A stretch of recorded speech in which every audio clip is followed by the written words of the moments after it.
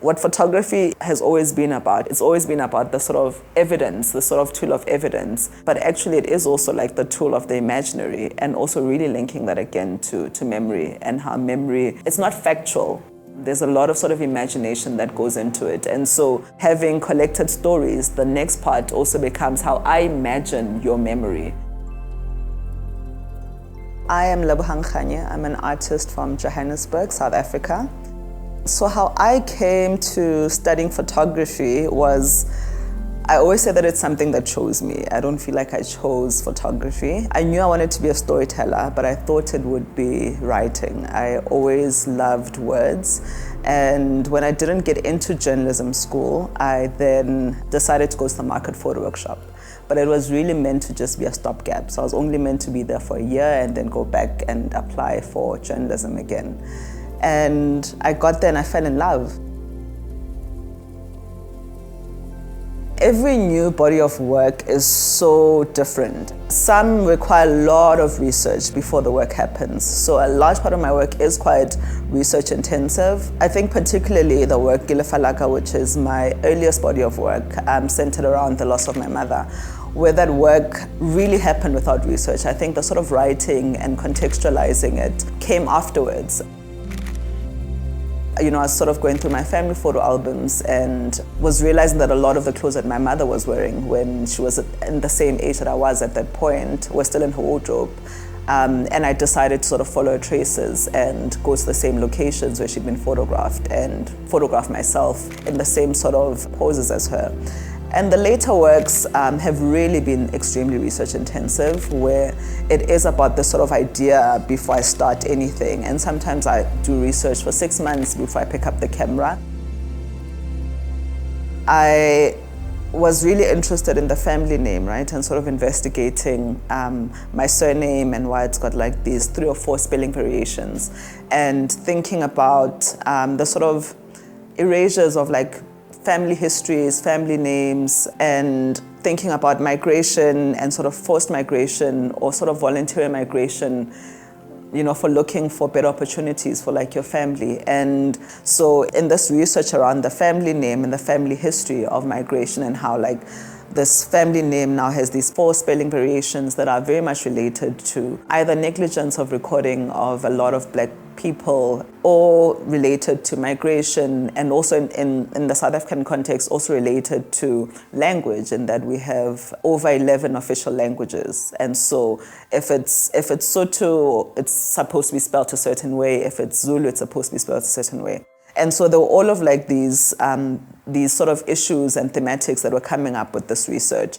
But what became interesting is somehow the family history is always tied to the males, because also when we think about a lot of families within the South African context, a lot of them are single mother led homes. So a lot of us are actually raised by single parents, and particularly single mothers. And so that also becomes something that in the sort of work that comes after Videographer, I speak more to, such as the works that are behind me, Materiality. So this is a work that I've sort of been resolving or thinking about for quite some time. Materiality is quite a big part of my process. So the choice also to work with fabric was a really sort of particular choice that also relates to femininity. It relates to many things, but also I think the scale of it was a huge part. Her story about my mother, the scale is quite small and intimate, and also speaking back to the scale of the family photo album. But Materiality, which means the work of shadows, refusing that erasure. I don't like to use the word activism in relation to my practice, but there is a sort of activism that sort of comes particularly with the Materiality. As you get older and you've been doing something long enough, you also realize that it's also very much about the synergy between yourself and whoever you're collaborating with. So beyond just the skill, the talent that, that's sort of coming from both sides, it is also about finding the right sort of synergy between yourself and the different sort of collaborators. And I think that that's one thing that I've learned over the years. I'm gonna start actually with with speaking about how much we resisted as a studio to produce a new body of work. But we are currently insanely excited about this work that's been in production for a while now. When we eventually arrived at the idea, we realized how perfect the timing was. Also speaking to the fact that South Africa sort of hit a very important mark of 30 years of democracy. So it's a really particular moment for South Africa right now, also in reflecting and also just thinking about also my age, also just being born also in a moment of democracy, of freedom, of Nelson Mandela, being released. I mean, a large part of my work has centered around where I come from, which is Kgotso.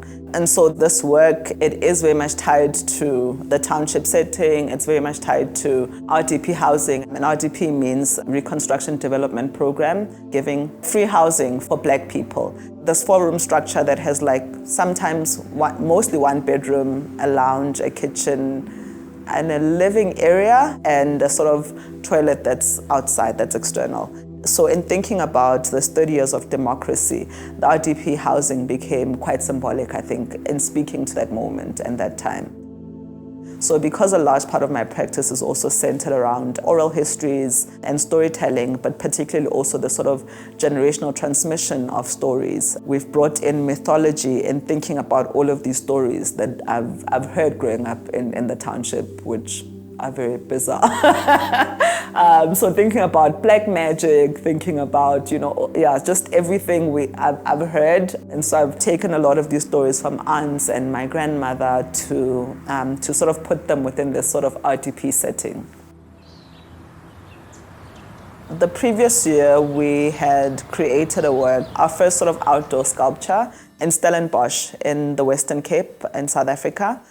I had been doing research for quite some time about light keepers or lighthouse keepers within the South African landscape, with an interest in female lighthouse keepers. So really trying to find or trace a female lighthouse keeper. And also how I arrived at wanting to do this research around light keepers also had a lot to do with my family name Kganye, which means light. Eventually, I think having continued to do this research about the family name, I started to think of myself as this person that's trying to preserve the family history and the family name. And so light keeper or being a light keeper became something that I became quite interested in and thinking about myself also as somebody that's a sort of light keeper in relation to the family history. And so the work that was at Boshendel was very much about this sort of me becoming this imaginary female light keeper and sort of placing myself within a space that also has very difficult history. And so this work becomes, to some degree, a continuation, but very different. It becomes a continuation in that the sort of resolve and the sort of materiality of it is quite similar to the work that we made in Western Cape. It's also a large-scale sculpture that, almost becomes this home, this house that is built into the museum space. I've always been interested in the installations also becoming interactive in that it also, it means that your body is in it and you're part of the experience, you're part of the questions, you're part of the problem, you carry this burden, I think, with me. Till this day, I'm constantly having to sort of review if I'm practicing ethically, where I step back, where I, consult about sort of ethical practice, because I'm dealing with things that are beyond mine. But I mean, in general, you are dealing with things that are beyond you because you are engaging the world, even when you're photographing, even when you're painting. But I think more so when you're dealing with other histories and other people's memories and other people's images.